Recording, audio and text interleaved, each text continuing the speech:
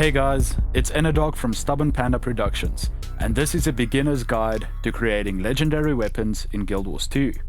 And today, we will be looking at the Flameseeker Prophecies.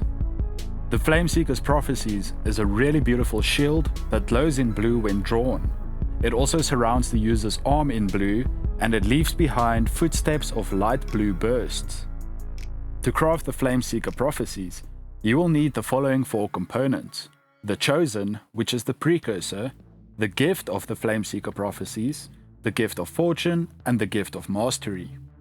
Each of these components, except for the precursor, are made up of components of their own, and the order in which you collect them is up to you. However, I do have a recommended order of doing things, which I will share later on in this video. The Chosen can be bought on the trading post, which at the time of this video is going for roughly 250 gold. It can also be earned through a series of collections that you can access via the achievements panel if you are interested in doing it that way. However, I will not be covering that in this video, as I find that you spend more gold on the completion of the collection than you do simply buying the precursor on the trading post. To check whether doing the collection will be cheaper than buying it on the trading post, you can visit gw2efficiency.com. Lastly, just like any of the first generation precursors in Guild Wars 2, the Chosen can actually be dropped from enemies in the game. So make sure that you have completed the Advanced Logistics Mastery and that you tick all of the auto-loot functions in the options menu. If you do decide to buy it on the trading post and you have the patience to wait, then I recommend putting in a buy order to save some gold for the rest of the legendary. Doing this can sometimes take a couple of days, so if you don't have the patience to wait, or you urgently want your legendary and you have the gold to spend, then you can go ahead and buy it at the selling price.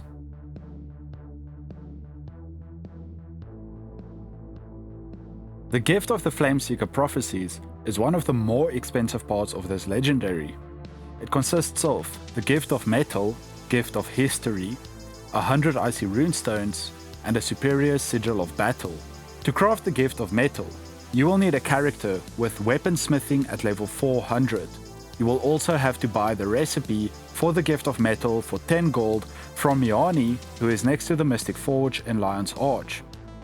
Once this is done, you will need to combine 250 orichalcum ingots, 250 mithril ingots, 250 darksteel ingots, and 250 platinum ingots at the weaponsmithing station. To craft the Gift of History, you will need a tailor at level 400.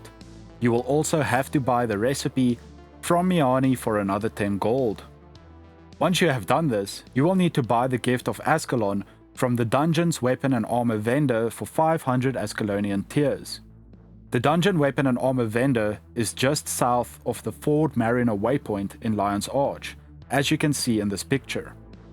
To obtain the Ascalonian tears, you will have to do the Ascalonian Catacombs dungeon or the Ascalonian Catacombs dungeon reward track in either PvP or Wolters' World a few times. Combine the Gift of Ascalon with 100 onyx lodestones, 250 piles of crystalline dust, and 250 cured hardened leather squares at the tailoring station to create the Gift of History. The icy runestones are a part of the legendary that you unfortunately have to spend gold on. They cost 1 gold each, and you need 100 of them, so it adds up to a total of 100 gold. You buy them from Rojan the Penitent, who is northwest of the Earthshake waypoint in Frost Gorge Sound, as you can see in this picture. If the Jormak event is running, then Rojan may not be there, and you will have to wait for the event to end before he returns. The superior sigil of battle can be obtained in many ways, but the quickest and easiest would be to simply just buy it on the trading post. Once you have obtained the Gift of Metal, the Gift of History, the 100 icy runestones, and the superior sigil of battle, you can combine them in the Mystic Forge to create the Gift of the Flameseeker Prophecies. The Gift of Fortune goes into all of the first generation legendary weapons in Guild Wars 2, and it is a very painful part of the process.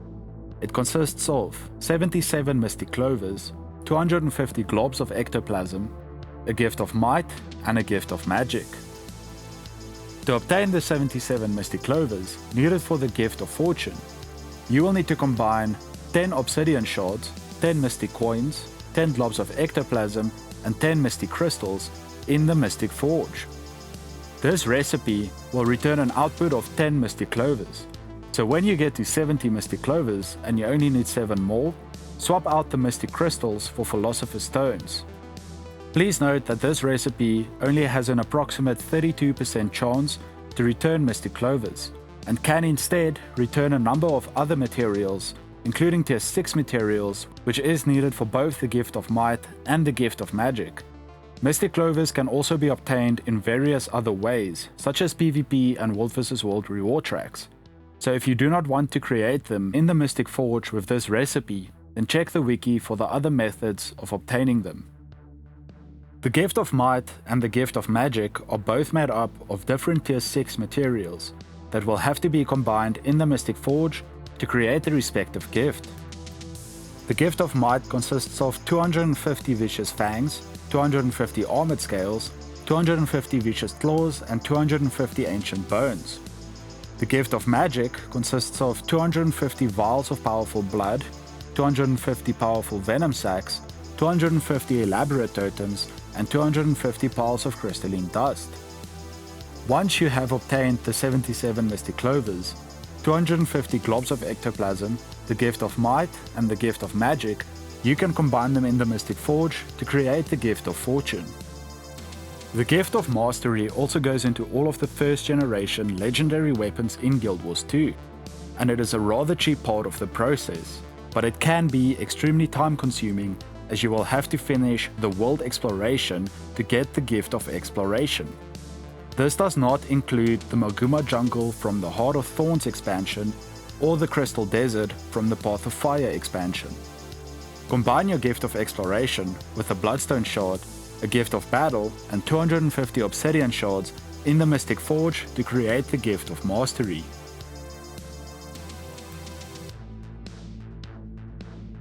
Once you have obtained the Chosen, the Gift of the Flameseeker Prophecies, the Gift of Fortune, and the Gift of Mastery, you can combine them in the Mystic Forge to create the Flameseeker Prophecies. Creating legendary weapons can seem daunting, and like no matter how much you play, you will never be able to create them. But here is a list of my favorite farming locations to speed up the process. The Silver Wastes. The Silver Wastes is still a great place to farm for materials and gold, as there are always commanders on this map, and you can run it multiple times a day without worrying about event timers. When you do the Silver Wastes, you will also receive a lot of obsidian shards from opening the Lost Bandit chests during the chest farm after killing the Vine Wrath. Tangled Depths and AURIC Basin. The Tangled Depths and AURIC Basin map meta events are a great place to farm for resources, and they always happen directly after one another. Each of these will also reward you with the option to choose an amalgamated gemstone as your reward once per day, which you can sell on the trading post for a bit of extra gold. World Bosses. Doing world bosses is a great way of farming for materials. You can do each boss once per day per account, and they will always drop a bonus chest that contains a rare or exotic piece of equipment that can be salvaged for globs of ectoplasm. According to the wiki, this bonus chest also has a higher chance of containing a precursor than any other chest in the game. So if you are thinking of trying to farm for precursor weapons instead of buying them or crafting them, then this is the way to go.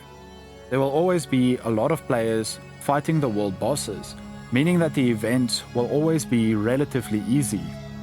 Please note that your character has to be above level 40 to have a chance of receiving any rare gear from the event. Fractals.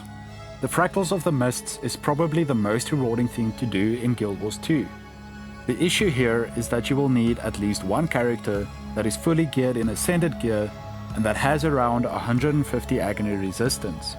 And getting a character to this stage of being ready for Fractals is really difficult and can be very expensive. You should try to do the daily tier 4 Fractals every day. Dungeons. Dungeons are not nearly as rewarding as they used to be, but some of them are really easy and quick to do, and the amount of gold gained for the amount of time that you spent in them is totally worth it. Lastly, remember to always do your dailies, as this will reward you with an additional 2 gold per day. To make the process of crafting this legendary as fun as possible while saving some gold, I recommend that you do things in this order. The first 3 things that you should focus your attention on is the Gift of Exploration, Gift of Battle and Gift of Ascalon. You can do them in any order you like, but I recommend first doing the Gift of Exploration while doing the PvP and World vs World dailies. This will reward you with potions that further the progress of your reward tracks in both PvP and World vs World. So make sure that you have the Gift of Battle reward track selected in World vs World and the Ascalonian Catacombs dungeon reward track selected in PvP. If you do things in this way, then you should finish the Gift of Battle and the Gift of Ascalon before finishing the Gift of Exploration. The reason I like to focus on these 3 things first is because you will end up receiving a lot of materials that you will need later on in the legendary, such as Mystic Clovers, Obsidian Shards, Tier 6 materials and globs of ectoplasm from salvaging rare and exotic gear. When you are doing the Gift of Exploration, you should make sure that you have gathering tools equipped and that you gather every single resource node that you run past. The next thing that you should focus on is the Gift of Fortune, starting with the Mystic Clovers, as the recipe may also return some of the other Tier 6 materials needed for the rest of the legendary. After doing the Gift of Fortune, you should finish the Gift of Mastery. Next, do the Gift of the Flameseeker Prophecies. Lastly, we have the Precursor. I generally like to put in a buy order for the Precursor when I start the process of creating a new legendary weapon, but I know that a lot of other players prefer to do it at the end, so when you want to get the Precursor, it's up to you. Thanks for watching. If you found this video helpful, then please give it a like and share it with your friends who may want to create this legendary weapon in the future. If you have any questions, then please feel free to ask them in the comment section of this video. And if you are interested in creating other legendary weapons, but you don't know how or where to get started, then consider subscribing to my channel, as I will be bringing out more guides like this one in the near future.